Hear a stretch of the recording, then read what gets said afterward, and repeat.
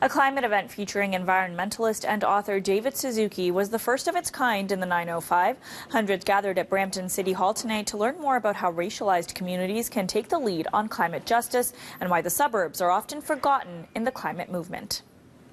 Communities of color should be at the forefront. And tonight in Brampton, they were. Hundreds from the 905's Sikh, Muslim and Tamil communities hearing firsthand from an environmental legend about why they should be more involved in climate activism. We, practice it, but we just don't know the impacts of it.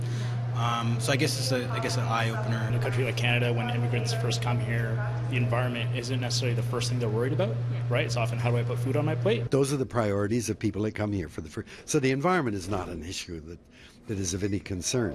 But as we get established, we have to educate them. During the 2-hour event, panelists discussing just that and pointing out that ironically it is people from marginalized communities that would feel the impacts of climate change the most. The communities that are already marginalized and vulnerable face further displacement and further impact. The goal to encourage people of color to get involved in the climate movement. The environmental justice movement does not look like the communities of this country, and so people don't feel themselves represented. And Suzuki leaving us with this message, not just for communities of color, but for anyone listening. We are in a climate emergency, and it's the way that we're living that is the cause of it.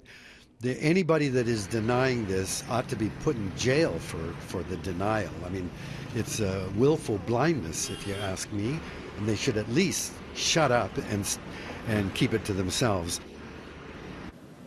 Now, with Elizabeth May stepping down as Green Party leader today, we asked David Suzuki if that's a job he'd ever consider doing. He said no, given his age.